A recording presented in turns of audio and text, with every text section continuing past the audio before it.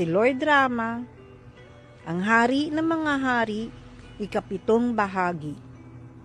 Nang dukutin ni Ravana si Sita, tumawag siya, "O mga puno, ilog at mga espiritu ng kagubatan, lahat ng mga hayop at ibon, pakiusap, sabihin ninyo sa pinakamamahal kong si Rama na ako ay dinukot ni Ravana."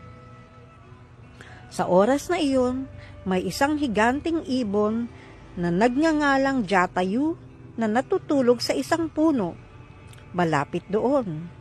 Siya ay pamangkin ni Garuda, ngunit siya ay matanda na.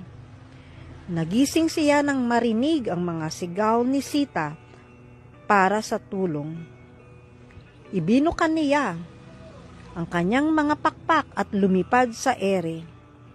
"O Ravana!" sigaw niya. "Kahit matanda na ako, papatayin kita. Tulad ng pagpatay ni Rama sa iyong kapatid. Harapin mo ako. Ikaw na halimaw ng gabi." Humarap si Ravana kay Jatayu na parang 2 bundok na nagsasalpukan at binaril siya ng daang-daang matutulis na palaso. Sinunggaban siya ni Jatayu gamit ang kanyang matatalas na kuko at tuka. Sinira ang pana ni Ravana, pinatay ang kanyang mga kabayo, at pinabagsak ang kanyang karwahe sa lupa. Mahigpit na hinawakan ni Ravana si Sita habang siya'y bumagsak sa lupa. Pagkatapos inilagay niya si Sita sa tabi at umakyat mula sa himpapawid gamit ang kanyang mahiwagang kapangyarihan.